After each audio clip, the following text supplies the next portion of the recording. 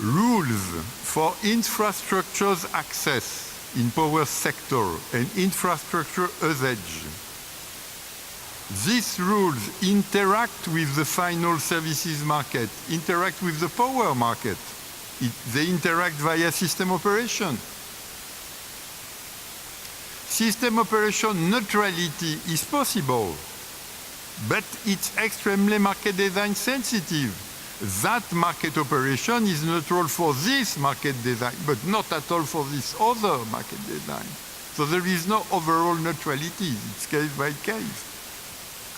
To get infrastructure operation right, to get regulation right for infrastructure, you have to design the market rules.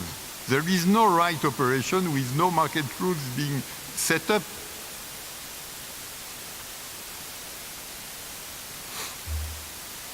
That's the revenge of Ronald Coase. You can read his address to his Nobel laureate in Stockholm. Huh?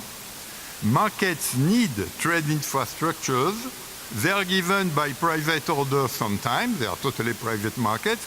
Or they are given by public law because public law can provide trade infrastructures to markets. But you need rules. If you have rules, transaction will go with coordination by the market. If you do not have rules, you will get chaos or crisis. It's a hard fact for the power industry. A comprehensive electricity transaction, a market deal, is made of first trading energy day ahead in the wholesale market, correct, we all know this. But second, we have to look if grid can deliver this market equilibrium, that's the network capacity or the congestion management case. And third, we also have to keep energy balance real time. And we have to balance with power reserve. Only if we do these three things, we have market trade done. Real electricity is made of three goods: energy, power, network. Reinhard did remember it this morning. It's pretty clear. And energy only is only an incomplete market. It needs something else to work. Then we have the first theme, which is the industry is unbundled, but you have to bundle again generators and system operation. And then the market is independent, but the market has to be combined with system operation. But it's not ended, because we are in the European system. UK maybe is happy alone, but in the European system, what I said, you had to tell it again, because you have zones. And then you have a second issue, which are the zones for infrastructure. You have to combine the zones. And then you also have to combine the market zones. Because if you do not combine the market zones with the infrastructure zones, you won't get a working market at the European level. Alors, then we can tell again, rules for each infrastructure zone interact with final services in other zones. System operation neutrality at continental scale is extremely system operation seems and market design seems sensitive. But, and that's a big but coordinating zone to zone is coordinating country to country. And I'm sorry, country to country cannot be unbundled from national governments and national legislators. Nektaria thinks that she is free.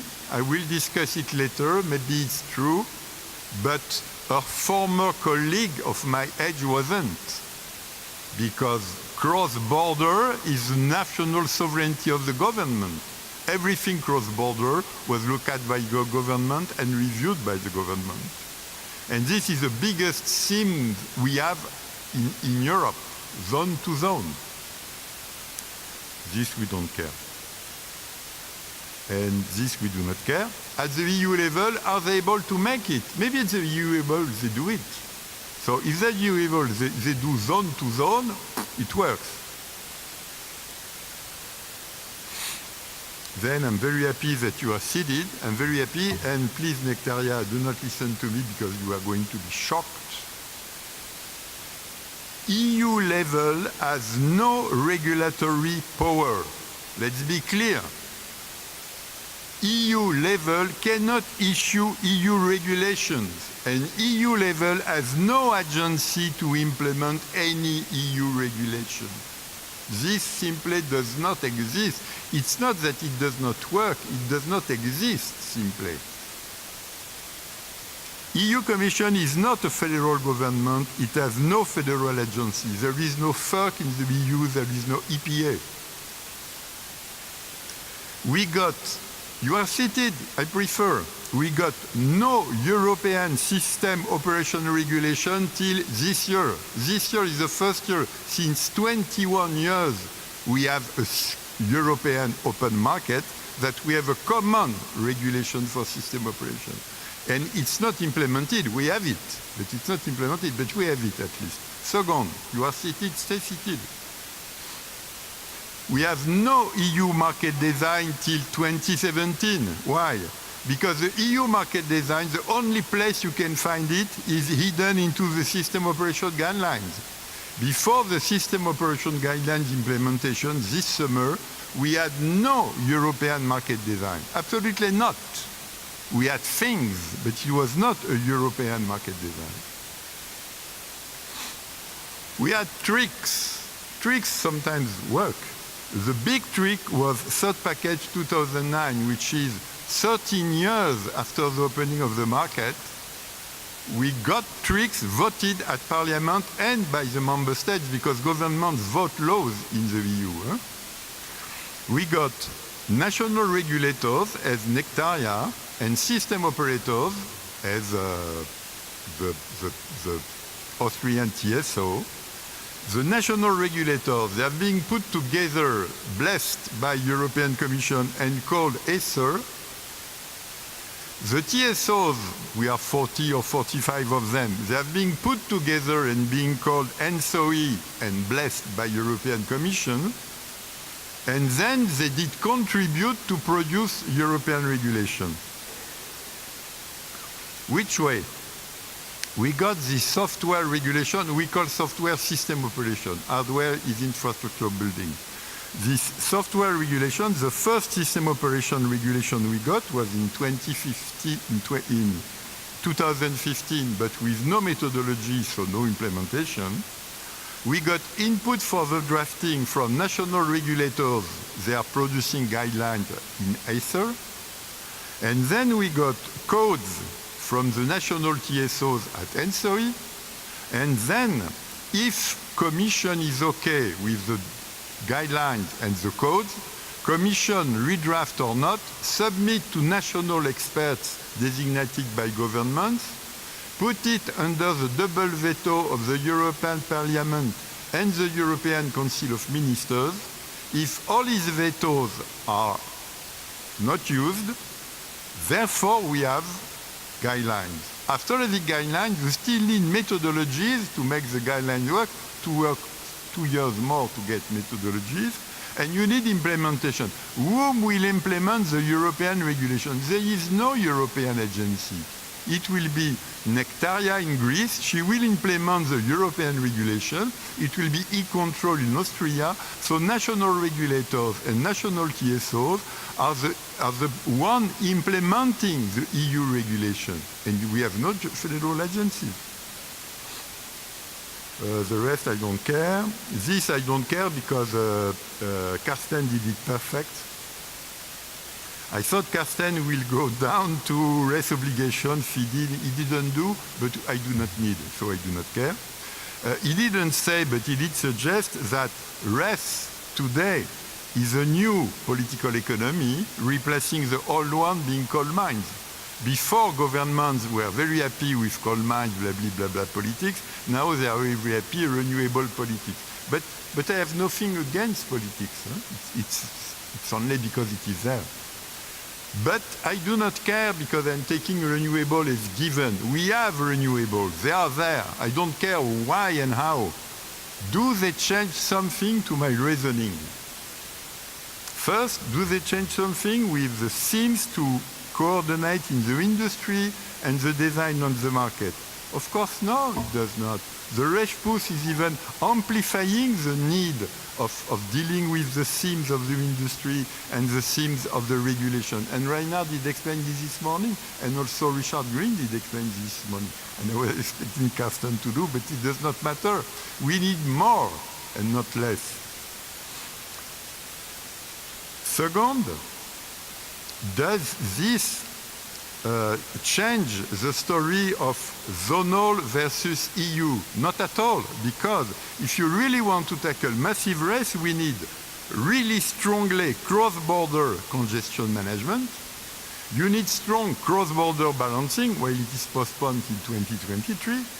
You need market bidding zone review, comprehensive review of all the zones in the EU. You need cross-border network planning. But who will deliver this? Will we get stronger Europeanization of TSOs and NRA from the fourth package? Good luck. Because there is a fierce national resistance, the key TSOs, the key NRAs will prefer to die than to be Europeanized anyway, anyhow. Then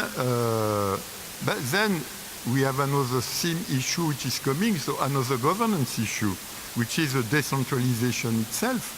Decentralized generation, distribution grid, distribution systems. Now you need to coordinate the distribution grid with the transmission grids, the distribution systems with the transmission system, the distribution markets with the national markets. All of this has to be done. Reinhard did open the issue this morning very clearly. And it's not all. If we forget that the rest are green, let's look at them only as decentralization. Industry unbundling in the past, it created a totally new landscape for governance issue. Now we have generation decentralization, which is massive, consumption decentralization, which is massive. So we are going to self-govern individual prosumers. They do not need the same governance as centralized systems. Reinhard this morning again.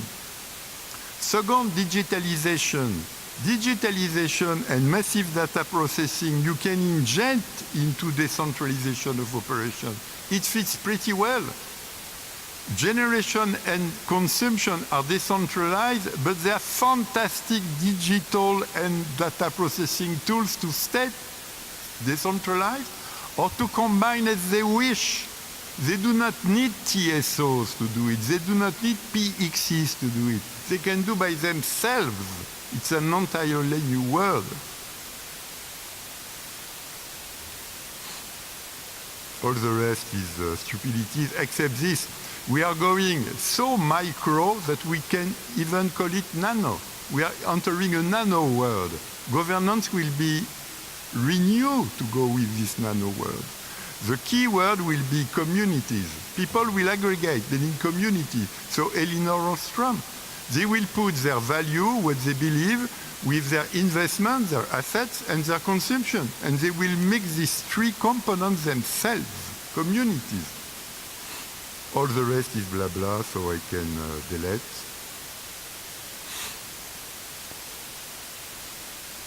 And then we enter in a world where we can see four alternative paths. Innovation zoos, that's the strategy of Ofgem, UK regulator. You open sandboxes for advanced innovators, but they are put outside common regulation and outside the system.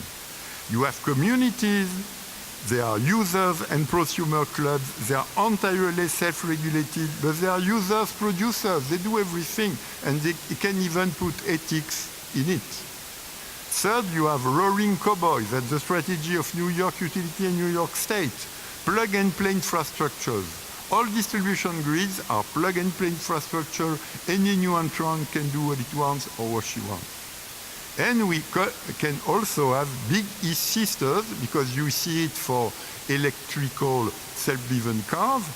You will get Google cars, Apple cars. Why not to get Google apps, Apple Word, for decentralized energy? We will see. We will see all of this when, in the coming 10 years, will I be there to conclude it in 10 years, not sure. It will depend of my health and my doctor. We will see. Anyway, the old word integrated companies is dead. The second word we did open with two unbundling is half dead because of the rest, half dead because of digitalization, decentralization. And you remember the manager yesterday from the Wiener utility, he was brave enough to tell us that's true that we can die. I will die, it's written in the book of Lord Keynes. In the long run, we are all going to die, but the old electricity system is dead, and the former new electricity system, in my mind, is half dead too. Enjoy it, and follow me on Twitter.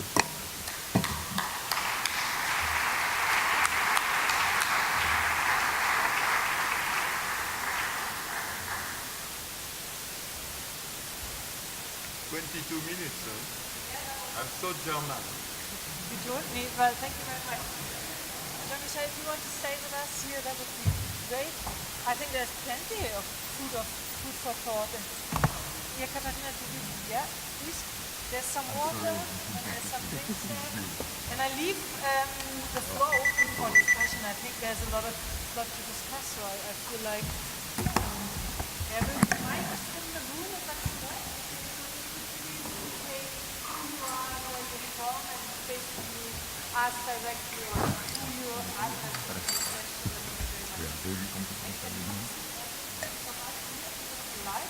So are there any questions?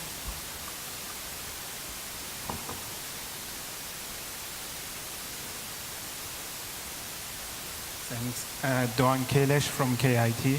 My question is directed to Karsten Neuhoff.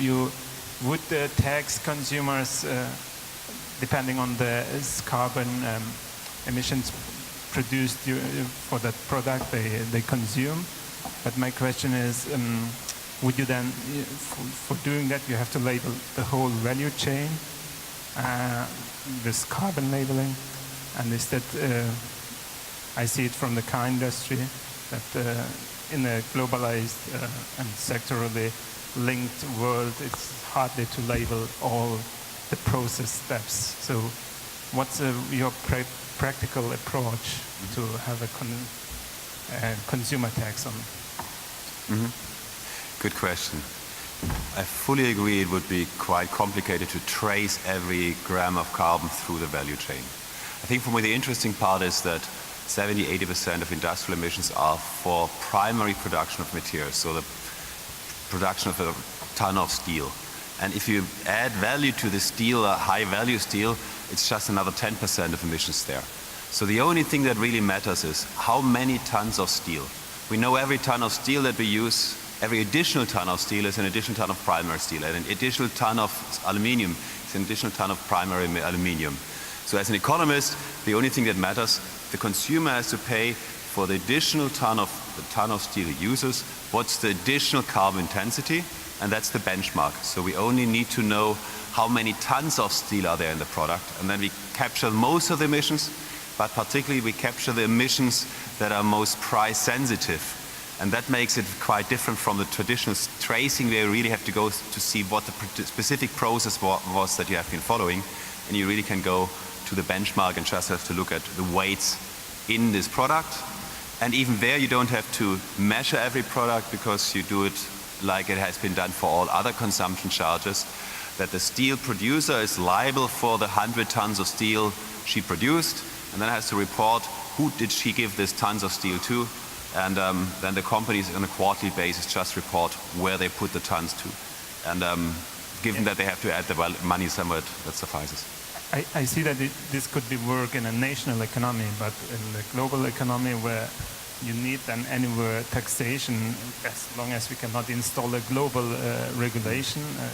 So the regulation, as we heard from Jean, is a national issue. So as long as we have national or regulation at nation levels, we won't come along without any border taxation of carbon then.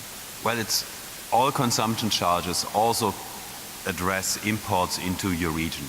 So in a way, yes, if you import a car into Europe, then the car importer has to report how many tons of steel and aluminium are in this car, and the importer is liable for these tons of steel and aluminium and has to then pay the charge if this car is sold to the final consumer. But that's a consumption charge, and even so it's also addressed at the border, it is not a border-related approach. That's quite a clear differentiation in the tax community. It was fun. When I had a presentation to the OECD Steel Committee, that was never a question for them. Yeah, sure, they know the tax part. Whenever I talk to energy economists, we're not on the trade-related aspects. So for them, it's quite clear, consumption charge and not border-related approach. Even so, from an economic incentive feature, they look very similar. I fully agree with you. Thank you. So I can see a question in the back there, right in the back, please, and then Reinhard, and then I can see a hand there. So Farhad Bilamoria, Australian energy market operator. One of the questions, or one of the issues that I'm really interested in is the changing nature of distribution service operators, moving from previously a regulated asset-based model of business to more of a platform provider of distributed energy and other services. From my interactions and knowledge of utilities, they're pretty slow-moving beasts. No offense to anybody in a utility here.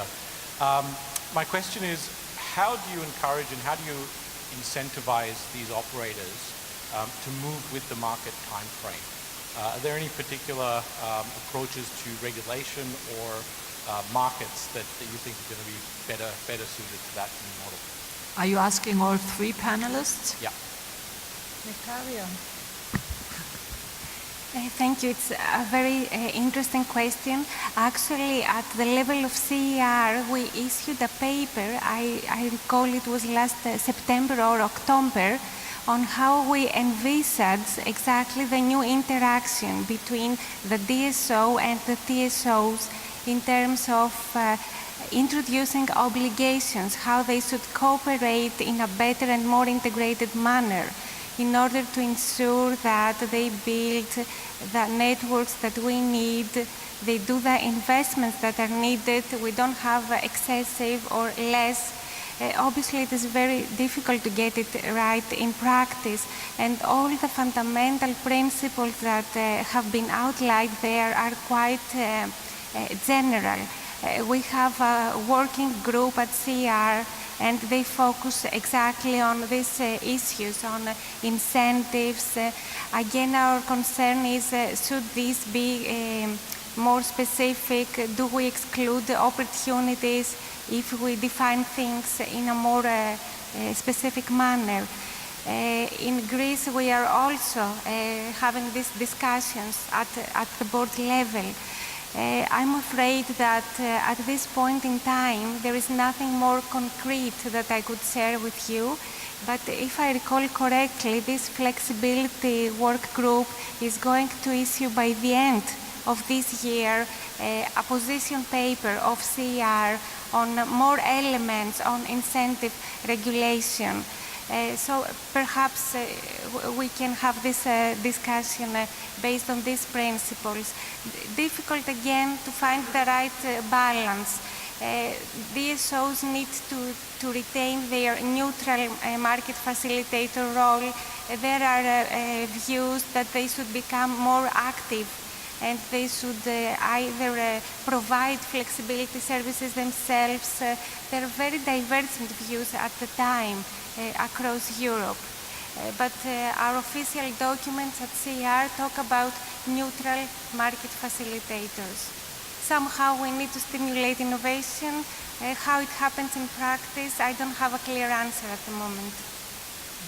Karsten. I think a few points. One is the situation that you characterize, I think, is changing because new people think that is an exciting area to work in, I think, so they can recruit different staff now. Secondly, in Germany, for example, we have huge research projects funded by the federal government, but also at the European level, where suddenly also industrial partners get some money, so you just kind of get their interest better in this area. What we've seen, I think, is that a set of companies also feel that there is some business opportunity coming up there, and I'm quite impressed that, for example, in Poland, at this level. There's a lot of activity going on which you wouldn't have expected. I felt I myself earlier on. And finally, I think given that the allocation of roles is not yet fully determined, and given that all the players in the industry are somewhat worried about what is their business model of the future, there's also an interest to get engaged in these activities with the expectation that perhaps one can take a bit more of this overall pie of activity in the energy sector. You have to remember, on the top of what has been said, and you have to remember that in the EU we have no DSO unbundling. So if a big company wants to control the DSO, say EDF in France, they do. They do not claim, but they do. They do because they can control the technology choices, they can control the investments, they can control the flat cash flow, the debt, etc. They can even control the people. And you have similar things in Italy. Separate from this, we have very different DSOs in the EU. We have DSO serving 1,000 people or 500, and we have TSO serving 22 million, and everything in between. Separate from this, we have very different regulatory authorities and also public opinions. In Nordic countries, they favor much more local communities. They believe that they are inevitably more democratic, and Nordic countries start in Austria. Rainer did tell it this morning. And so in certain countries, middle-sized or small-sized DSO think that they can jump on new business models, even if they are not certified by the regulator, because public opinion will support them. So for the moment, it's extremely open. We do not know yet what will come. And there is many research projects jumping on it, but we do not have yet a model, or even several models. We have initiatives for the moment. Okay, so Reinhard. Thank you. I just would like to address the issue of grids, regulated grids versus storage. And storage may not be regulated, and maybe I do not even expect an answer, but it is, I think, currently a challenge for the regulators to decide between these different issues. You might, on the one hand, extend a grid to have flatter demand profiles, to have flatter profiles of variable renewables, or on the other side, you have heard it several times at this event, the boom with respect to storage. Everybody is thinking about storage, wants to introduce storage, thinks storage is important, but if you have more storage, you need less grid, less regulated grid. So is there any idea on how to cope with this open of regulation versus market forces in this context as we have discussed? We start on the right with Jean-Michel. Jean-Michel is not yet a regulator, so European regulators did address the issue already. Do you know, Nektaria, what EU regulators are saying about storage? Actually, one of the key positions that CR has developed is that storage, as well as infrastructure for electrical vehicles, should be activities open to competition. And in that sense, the proposals that we have made regarding the involvement of TSOs on this aspect as to restrict further the role of TSOs in the development of these activities and make stricter the conditions in which they can engage into them. We believe that they should be more open to competition. In terms now of consumers, our general principle is that all consumers should face the real value of energy and network capacity. So in that sense, we are very hesitant to see consumers that are disconnected from the network for several times, not to get their fair allocation of costs. I think these are the two positions that drive our approach in terms of storage. We did study storage 2 times at front school only to see that storage does not exist. We have storages, so we have very different storages. Some are complementary to the grid, some are substitute to the grid, some are complementary to generation or substitute to generation, and you can say the same for consumption. So we have first to identify what is the type of storage we have in mind, and then we can discuss a little bit more, and then we can see that if sometimes we can accept exceptions for grid owners to own storages if these storages are extremely particular and are really complementary to the grid. But apart from this, I fully agree with the overall picture that storage is something linked to generation or consumption, so it should be left outside the grid operation. Thank you very much. I really would like to have that question there. And that's probably, unfortunately, going to be the last question. Okay, thanks. So my name is Paul Lehmann from the Helmholtz Center for Environmental Research in Leipzig in Germany.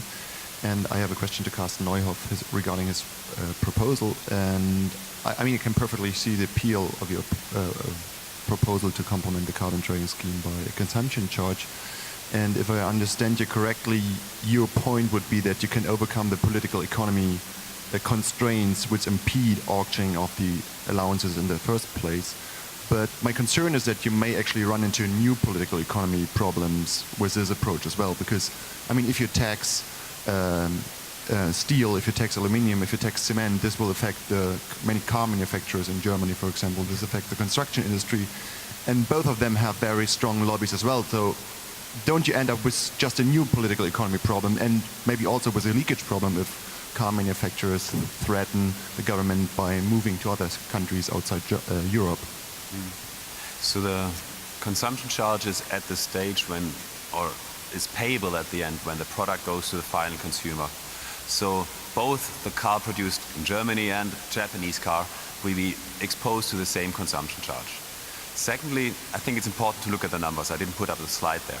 But for example, for a normal mid-sized car at the carbon price of 30 euros, this charge would be 100 euro roughly. That's, I think, the irony. Carbon leakage is a big concern for the steel sector or the cement sector, but they are only 0.3% of the GDP. So they have very narrow shoulders compared to the overall activity, and then for them the carbon costs are high. By the time you go down in the value chain a little bit, this extra 100 euro will not change the buying patterns. People will not stop buying cars because of this 100 euro. They create incentives for the car company to think of the material because they calculate with pennies. And they create the revenues such that this 100 euros can also contribute to incremental costs of CCS or innovation funding. So I think that's why I think one has to be careful along these political economy dimensions, but I'm not that concerned that it is going to be a negative impact for cars or other related actors in the value chain. To the contrary, they can then argue that they are using more clean materials that are participating, including these activities, and to the extent that there might be some residual price pass-through in some materials right now, which is they are exposed to as a European car manufacturer, but not the Japanese one. Actually, they might be neutral or slightly better off actually with a system with full benchmark allocation, output-based, and the consumption charge relative to one which is not fully output-based but slightly time-lagged related to it. Thank you very much. I have the honor to ask the last and final question. I just take the privilege.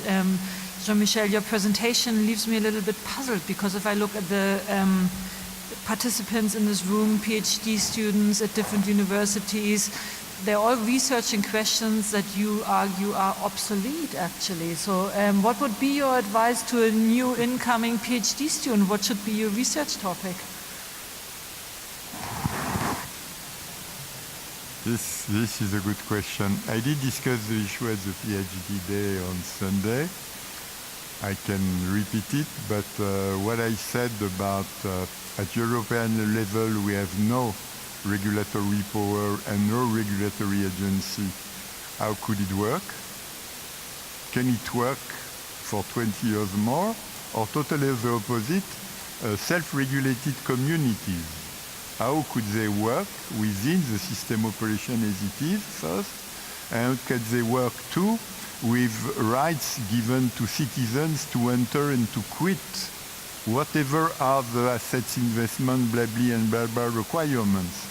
And this is also in the fourth package, and it is totally unclear into my mind how communities can expand and grow if they are deprived by general law, public law, to have very particular requirements about entry or leaving of their members. That's two very hot topics for me.